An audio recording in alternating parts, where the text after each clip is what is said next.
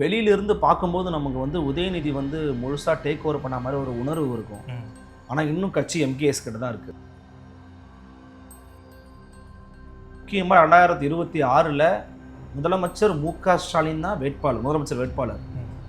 பையன் முதலமைச்சர் வேட்பாளர் வரக்கூடாது.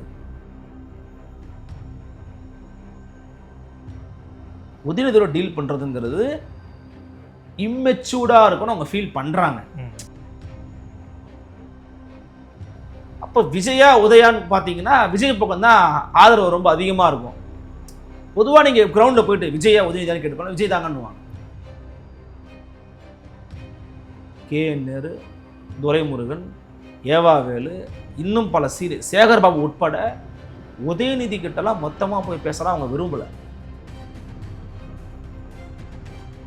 மு.க. ஸ்டாலின் இல்லை, துர்கா ஸ்டாலின் சொல்கிறதா அவர் கேட்பார்.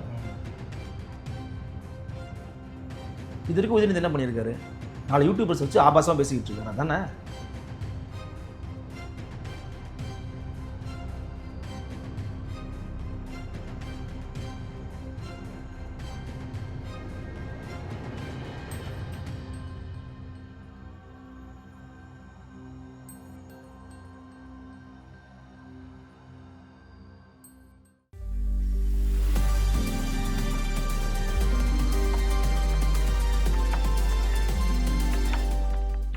இன்னொரு முக்கியமான கொஸ்டின் என்னன்னா, எல்லாருக்குமே இருக்கிறது தான், இளைஞர் அணிக்கு அதிகமான முக்கியத்துவம் கொடுக்க வேணும் அப்படின்னு உதயநிதி ஸ்டாலின் அவர்கள் தலைமை கிட்ட கேட்டுக்கிட்டு இருக்காரு. இப்போ தலைமைங்கிறதே அவரும் அதில் பாதி நம்ம எடுத்துக்கலாம்.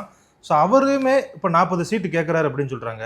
அவருக்கே அந்த பிரச்சனை இருக்கா? அவங்க கிட்ட கேட்டு வாங்குறது அப்படிங்கிறது அந்த பிரச்சனை இருக்குமா, இல்லை சீனியர்கள் கொடுக்கறதுக்கு மறுக்கிறாங்களா? வெளியிலிருந்து பார்க்கும்போது நமக்கு வந்து உதயநிதி வந்து முழுசாக டேக் ஓவர் பண்ண மாதிரி ஒரு உணர்வு இருக்கும்.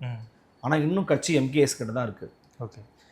அவர் வந்து முக்கியமாக 2026 முதலமைச்சர் மு.க. ஸ்டாலின் தான் வேட்பாளர், முதலமைச்சர் வேட்பாளர். பையன் முதலமைச்சர் வேட்பாளர் வரக்கூடாது. அப்படி வந்துச்சுன்னா இங்கே கிரவுண்டு மாறிடும், அது பெரிய அடி வாங்கிடும். கூட்டணியில் இருக்கிற கட்சி தலைவர்களாக இருக்கட்டும், தன் கட்சியில் இருக்கிற சீனியர்ஸாக இருக்கட்டும், பல பேருக்கு எம்கேஎஸோட டீல் பண்ணுறது தான் ஈஸி.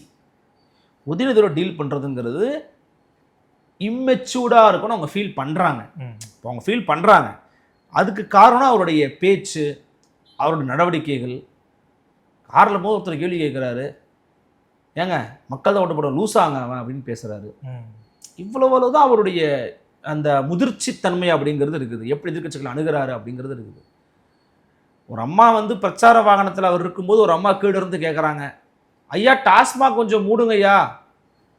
மூடுறன்னு சொன்னேன், ஓட்டு போட்டியா நீ அப்படின்னு கேட்குறாரு. எம்பி எலெக்ஷனுக்கு ஒரு வேட்பாளரை பக்கத்தில் நிற்க வச்சுருக்கிறீங்க. நீங்கள் ஒரு வேட்பாளர் பிரச்சாரத்தை பண்ணுறீங்கன்னா, திறமையான வேட்பாளர், நன்றாக படித்திருக்கிறார், மக்கள் மத்தியிலே பிரபலமானவர், மக்கள் பிரச்சனைகளை சரி செய்யக்கூடியவர்னு பேசுவீங்க. இவர் மிகவும் அழகானவர், ஓட்டு போடுங்கன்னு கேட்பீங்களா என்ன? அவர் கேட்டார், அழகான எம்பி உங்களுக்கு கிடச்சிருவாங்க, ஓட்டு போடுங்கன்னாரு அக்கா தமிழச்சி அவர்களை பார்த்து. இவ்வளோதான் அவருடைய கெப்பாசிட்டி. அப்போ அந்த கெப்பாசிட்டி இருக்கிற வச்சுலாம் ஒன்றும் பண்ண முடியாது. அவர் வந்து ஒரு பிராண்டுக்காக யூஸ் பண்ணிப்பாங்க. செங்கல் ஒரு பிராண்ட், முட்டை ஒரு பிராண்ட், எல்லாம் வச்சு என்ன பண்ண? ஏதாவது தீர்வு கிடச்சிதா? நீட்டு ரகசியம் எனக்கு தெரியும்னாரு. எல்லாருக்கும் தெரியும் எங்களால் ஒன்றுமே முடியாதுன்னு. ஆனால் தெரியும்னு ஒரு பொய்யை சொல்லி, ஒரு பொய்யான வாக்குறுதியை கொடுத்து மக்களை ஏமாற்றி ஆட்சிக்கு வந்து இன்னும் பல குழந்தைகளை சாகடிச்சுக்கிட்டு இருக்கீங்க. குறைந்தபட்சம் எங்களால் முடியாதுயா படியானாவது சொல்லலாம், அதையும் சொல்கிறது கிடையாது. இந்த பக்கம் ஒரு ஏமாத்து, இந்த பக்கம் ஒரு உருட்டு போய் தொலையுது. இப்போ இந்த மாதிரி இருக்கிற ஆளெல்லாம் நம்பி யாரும் கூட வரமாட்டாங்க, பேச மாட்டாங்க. இன்னொன்று, எடுத்த ஒன்று ஒரு எலவேஷன் கிடைக்கிது பார்த்தீங்களா? வாரிசு அரசியல். 19 தான் கட்சிக்கு வந்தார் செங்கலை காட்டி. அடுத்த 2 ஆண்டில் எம்எல்ஏ. என்ன 2 நாளில் உழைப்ப நீங்கள் பார்த்துட்டீங்க. மு.க. ஸ்டாலின் கூட ஒப்பிட முடியாதுங்க அவரை. அவர் பல ஆண்டுகளாக உள்ளே இருந்து வாரிசு சண்டை நடந்துச்சு. நானா அழகிரியா, நானா கனிமொழியா, சண்டையில் ஜெயிச்சாரு. உங்களுக்கு என்ன சண்டை இருக்குது? முதல்ல உங்களுக்கு உங்கள் அத்தைக்குமா சண்டை? அவங்க எனக்கு முட்டா போதுன்னு ஜெல்லி அரசில் பார்த்துக்கிட்டு இருக்காங்க. கனிமொழி அமைதி ஆகிட்டாங்க, பெரியார் விரதத்தை கொடுத்து உட்கார வச்சிட்டாங்க. அவ்வளோதான், உட்காருமா. அவங்களும் அமைதியாக உட்காந்துட்டாங்க. இவருக்கு மாப்பிள்ளைக்கு சண்டையா? அது கூட வாய்ப்பு ரொம்ப கம்மி. அவர் அவர் வந்து ஒரு நிழல் உலக தாதாவாக தான் இருக்க விரும்புகிறாரு. அவர் பிஸ்னஸ் பார்த்துட்டு போயிட்டு இருக்காரு. உங்களுக்கு சண்டையே இல்லை, உங்களுக்கு போரே இங்கே இல்லை. இப்போ புதுசாக எவனாவது வரானா, யாராவது வரானா என்ன பண்ணுறது? இப்போ விஜய் வர்றாரு, உங்களுடைய திரையுலகத்துலேருந்து வராரு. அப்போ விஜயா உதயான்னு பார்த்தீங்கன்னா விஜய் பக்கம் தான் ஆதரவு ரொம்ப அதிகமாக இருக்கும். பொதுவாக நீங்கள் கிரவுண்டில் போயிட்டு விஜயா உதயநிதியான்னு கேட்டுப்பாங்க, விஜய் தாங்கன்னுவாங்க. ஏன்னா உதயநிதிக்கும் எக்ஸ்பீரியன்ஸும் இல்லை, விஜய் இப்போ தான் ஃப்ரெஷ்ஷாக வராரு. ஒப்பீட்டளவில் விஜய் பின்னாடி ஒரு மாஸ் இருக்குது, ஒரு கூட்டம் இருக்குது. உதயநிதிக்கு அது மாதிரி ஒரு கூட்டம் கிடையாதுன்றதான் பிம்பம். அப்போ அந்த மாதிரியான ஒரு பிம்பத்தெல்லாம் உருவாக்க முதலமைச்சர் மு க ஸ்டாலின் விரும்பல. அவர் ஒரு பொலிட்டிக்கல் அனிமல். அவருக்கு தெரியும் எதை எப்படி பண்ணுறது, யார் எங்கே வந்தால் எப்படி ஹேண்டில் பண்ணுறது. மு க ஸ்டாலினுக்கு தெரியும். அவருக்கு பேச தெரியாமல் இருக்கலாம், எழுத தெரியாமல் இருக்கலாம், பேச்சாற்றல் இல்லாமல் இருக்கலாம், ஒரு கம்யூனிகேஷன் ஸ்கில் இல்லாமல் இருக்கலாம். பட் அவருக்கு ஹியூமன் ஹேண்ட்லிங் தெரியும். திரும்ப ரொம்ப ஏதாவது அப்படி இப்படி பண்ணுறாரா கூப்பிட்டு வச்சு பேசிடுவார். ஒரு 10 நிமிஷம் பேசுவார், முடிஞ்சு போயிடும்.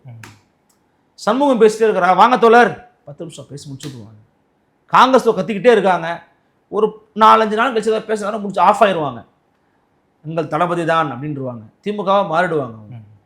அப்போ அந்த மாதிரி ஒரு திறமை அவருக்கு இருக்குது. அதனால் அவர் தலைமையில் தான் நடத்துவாங்க. உதயநிதி கேட்குற இடத்துல தான் இருக்கிறாரு. ஏன் கேட்குற இடத்துல இருக்கிறாருன்னா, கே.என். நேரு, துரைமுருகன், ஏவாவேலு, இன்னும் பல சேகர்பாபு உட்பட உதயநிதி கிட்டலாம் மொத்தமாக போய் பேசலாம் அவங்க விரும்பலை. சேகர்பாபுவே விரும்பலை.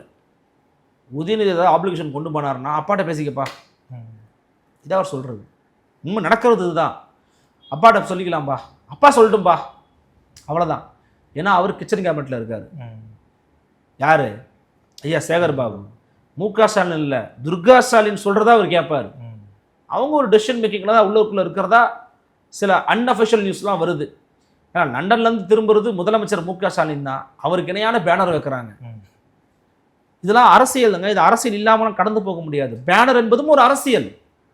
பேனரில் யாருக்கு முக்கியத்துவம் கொடுக்குறீங்க? அரசியல். அதிமுகவில் மோடி படத்தை எடுத்துட்டா அரசியல் தானே.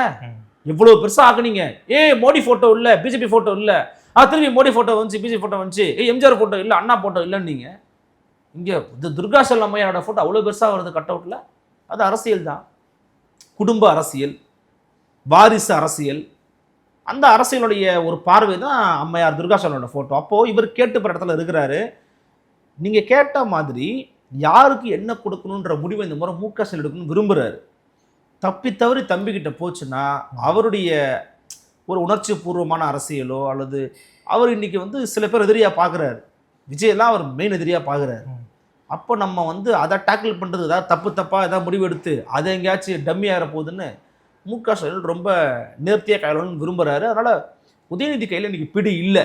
பிடி அதாவது ரொம்ப லூஸ் ஆகிடுச்சு. மு க ஸ்டாலின் கையில் பிடி போயிருக்கு. அந்த பிடி ஸ்டாலின் அவர்கள் கையில் இருந்தாலுமே இப்போ அந்த கட்சிக்குள்ளே நிறைய இளைஞர்களை சேர்க்கணும் அப்படின்னா இது போன்ற நடவடிக்கைகள் எடுக்கணும். ஏன் அப்படின்னா இந்த சீனியர்கள் அவங்க கட்டுப்பாட்டுக்குள்ளே வச்சுக்கிறாங்க, குறுநில மன்னர்கள் போல் செயல்படுறாங்க, நம்ம அடுத்த தலைமுறையை கொண்டு வரணும் அப்படிங்கிற ஒரு எண்ணத்தில் தான், ஒரு நல்ல எண்ணத்தில் தான் இதை சொல்கிறாரு அப்படிங்கிற மாதிரியும் பேச்சுக்கள் இருக்குது. இளைஞர்களை சேர்க்கணும்னா என்ன பண்ணணும்? நல்லா பேசணும், மக்கள்கிட்ட போய் பிரச்சாரம் பண்ணணும், நல்லா எழுதணும், கருத்தரங்குகள் நடத்தணும், அங்கே போய் அவங்க கொள்கையெல்லாம் பரப்பணும். இது வரைக்கும் உதயநிதி என்ன பண்ணியிருக்காரு? 4 யூடியூபர்ஸ் வச்சு ஆபாசமாக பேசிக்கிட்டு இருக்காரு. அதானே 4 யூடியூபர்ஸ் இருக்காங்க, அவங்கக்கிட்ட ஆபாசமாக பேசுவாங்க. இவன் அவனை வச்சுருக்கான், இவன் இவளை வச்சுருக்கான், இவன் கூட கூத்தானா, இவன் கூட குடித்தான், கும்மி அடித்தான்னு பேசக்கூடிய அவர் ஆபாச யூடியூபர்ஸ், போதை ஆசாமிகள் வச்சுருக்காங்க. இது பேர் இதனால யங்ஸ்டர் சேர மாட்டான், பொறுக்கி தான் சேருவான் கட்சியில். இல்லை, இருக்கிற இளைஞர்களுக்கு வாய்ப்பு கொடுத்தா அடுத்து நமக்கும் வாய்ப்பு கிடைக்கும். நிறைய பேர் இருக்கிற இளைஞர்களுக்கு வாய்ப்பு கொடுக்க ஏன் ஸ்டாலினுக்கு தெரியாதுன்னு நினைக்கிறீங்க? அவர் உங்கள் பொறுப்பில் இருந்தவர் தானே. இப்போ ஸ்டாலின் அவர்களுக்கு கூட இருக்கிற சீனியர்ஸையும் அரவணைக்கணும், அதே சமயம் ஜூனியர்ஸ்க்கு எங்கே வாய்ப்பு கொடுக்கணும்னு தெரியும். உதயநிதிக்கு அது தெரியுமான்றதான கேள்வி. அவருக்கு தெரியாதுங்கிறது மு க ஸ்டாலினுக்கு தெரியுமே. சொல்றது உங்களுக்கு புரியுதுங்களா? உதயநிதிக்கு என்ன தெரியும் தெரியாதுங்கிறது மு க ஸ்டாலினுக்கு தெரியும். நிறைய பேர் அவர் அண்டர் எஸ்டிமேட் பண்ணுறோம். But he is not that person. அவர் அந்த மாதிரியான ஒரு ஆள் கிடையாது. அவருக்கு மற்ற விஷயங்கள் சில பிரச்சனைகள் இருக்கலாம், ஆனால் இதில் அவருக்கு தெரியுங்க. வெள்ளக்கோவில் சாமிநாதன் வெயிட்டா, முத்துசாமி வெயிட்டா, செந்தில் பாலாஜி வெயிட்டானா, ஒருவருக்கும் ஒரு வெயிட்டேஜ் இருக்குது. பணமா செந்தில் பாலாஜி, கிரவுண்டு ஒர்க்கரா இவர் வெள்ளக்கோவில் சாமிநாதன், டேக்கிள் பண்ணணுமா முத்துசாமி, இப்படி அவர் யாராக இருக்குன்னு ரோல் இருக்குன்னு தெரியும். இது உதயநிதிக்கு தெரியுமா? க்ளோஸாக பேசினா போதும். அன்பில் மகேஷ் கூட அன்பில் மகேஷ் மாதிரி ஒரு 10 பேர் இருந்தால் போதும்னு நினைக்கிறாரு. அப்படி கிடையாது இல்லை கிரவுண்டு பாலிடிக்ஸு. அது மு க ஸ்டாலினுக்கு தான் தெரியும். இவருக்கு நல்லெண்ணம் இருக்குது அப்படிலாம் நீங்கள் நினச்சிக்காதீங்க, அது உங்களுடைய மனநிலை. அது அவருக்கு அப்படிலாம் ஒன்றும் கிடையாது. நமக்கு ஆதரவான ஆட்களை எப்பயும் உருவாக்கி வச்சுக்கணும். ரோலா அத்தை தான் வந்துட்டாங்கன்னா அத்தனை நாளைக்கு ஏதாவது உள்ளுக்குள்ளே கட்சி பாலிடிக்ஸ் பண்ணிட்டாங்கன்னா அவங்க நல்லா பேசுவாங்க, நல்லா எழுதுவாங்க, மூத்த அரசியல்வாதி, டெல்லி பாலிடிக்ஸ் தெரியும், லோக்கல் பாலிடிக்ஸ் தெரியும், மற்ற கட்சியில் இருக்கவங்க எல்லாரும் நண்பர்களாக வச்சுருக்கிறாங்க. நாளைக்கு அத்தை எழுந்து வந்துட்டாங்கன்னா எப்படி டாக்கிள் பண்ணுவீங்க? முடியாதே. உதயநிதி கிட்ட இருக்கிற ப்ளஸ் என்னன்னா ரொம்ப ஜாலியாக பேசுறது, ஃப்ரீயாக பேசுறது, அதில் கொஞ்சம் ஒரு கருணாநிதி மாதிரி கொஞ்சம் பண்ணுறாரு. கருணாநிதி அவர்களாவது வந்து அவர்கிட்ட ஒரு தெளிவு இருக்கும், ஆழம் இருக்குது. அவர்கிட்ட அதெல்லாம் இல்லை. ஆனால் அதெல்லாம் இல்லாமல் மீடியா வச்சு ஒரு மேனேஜ்மெண்ட் பண்ணிக்கிட்டு இருக்காங்க. உண்மையிலேயே சொல்கிறேன், நீங்கள் போய் டிடிவின்னா எவ்வளோ கேள்வி கேட்குறோம் நம்ம. நீங்கள் மைக்க போட்டினா கூட பதில் சொல்கிறாரா இல்லையா? சீமான்ட்ட போய் 1000 கேள்வி கேட்குறோம்ல, வேறு ஏதாவது கேள்வி இருக்கான்னு கேட்டு தானே போகிறாரு. அண்ணாமலை எவ்வளோ கேள்வி கேட்குறோம், பதில் சொல்கிறாருல்ல. திட்டுறாரோ உங்கள்கிட்ட பேசுகிறாரோ அவர்கிட்ட நீங்கள் முழுமையாக வாங்கிட்டு தானே போறியே, போதியா கிளம்புறேன் அப்படின்னு சொல்லிட்டு போகிறாரு. இல்லைல்ல, இதே மாதிரி உதயநிதி என்னைக்காச்சும் கேள்வி கேட்டிருப்பீங்களா? என்னைக்காச்சும் உதயநிதியை உட்கார வச்சு ஓப்பன் ப்ரெஸ் கான்ஃபரன்ஸ், ராகுல் காந்தி பண்ணுற மாதிரி ஓப்பன் ப்ரெஸ் கான்ஃபரன்ஸ் நான் இருக்கிறேன், வாங்க பேச, கேள்வி கேளுங்க, ஒரே ஒரு முறை பண்ணியிருக்காரா? பண்ணாத்தோட காலி அவர். நம்ம எல்லாம் என்ன பண்ணுறோம்னா விஜய் கேட்டுக்கிட்டு இருக்கோம். கொடுக்கணும் தான், நான் மாற்றுக்கிறதுலாம் இல்லை, விஜயெல்லாம் கொடுக்கணும், கொடுக்காமலாம் ஏமாற்றக்கூடாது. விஜயை கேட்குற எத்தனை வாயி உதய கேட்டிருக்கு? கேட்க மாட்டாங்க. ஏன்? அதை கேட்க சொல்கிறதே உதயநிதி தான். அப்படி உதயநிதி கேட்பாங்க. அப்போது உதயநிதி அவர்களுடைய திறமை என்ன, வலிமை என்ன, ஆளுமை என்ன அப்படிங்கிறது மு.க. ஸ்டாலினுக்கு நன்றாக தெரியும். அதனால் தான் அவரை அடக்கி வைத்திருக்கிறாருங்கிறது என் பார்வை. ஓகே சார், எங்களோட இணைந்து நிறைய விஷயங்கள் பகிர்ந்துக்கிட்டீங்க. உங்களுடைய நேரத்திற்கு மிக்க நன்றி. மிக்க நன்றி சார். பேசு தமிழா பேசு சேனலுக்கு ஆதரவு தந்து கொண்டு இருக்கக்கூடிய பார்வையாளர்களுக்கு வணக்கம். அரசியல் ஆன்மீகம்னு மட்டும் இல்லாம இப்போ ஹெல்த்லயும் நம்ம வந்தாச்சு. ஹெல்த் சம்பந்தமான பிரச்சனைகளுக்கும், ஹெல்த் டிப்ஸுக்கும், ஹெல்த் கேருக்கும், இல்ல ஹெல்த் பத்தி ஏதாவது தெரிஞ்சுக்கணும் அப்படின்னு நினைச்சீங்கன்னா ஹெல்த் குரு சேனல் கண்டிப்பா உங்களுக்கு யூஸ்ஃபுல்லா இருக்கும். பேசு தமிழா பேசு சேனலுக்கு கொடுக்கக்கூடிய இதே சப்போர்ட்டை ஹெல்த் குரு யூடியூப் சேனலுக்கும் கொடுத்து அந்த சேனலை சப்ஸ்கிரைப் பண்ணி உங்க நண்பர்களுக்கு ஷேர் பண்ணும்படி கேட்டுக்கிறோம். நம்ம ஹெல்த் குரு சேனலோட லிங்கை டிஸ்கிரிப்ஷன்ல தரோம், மறக்காம செக் பண்ணி பாருங்க.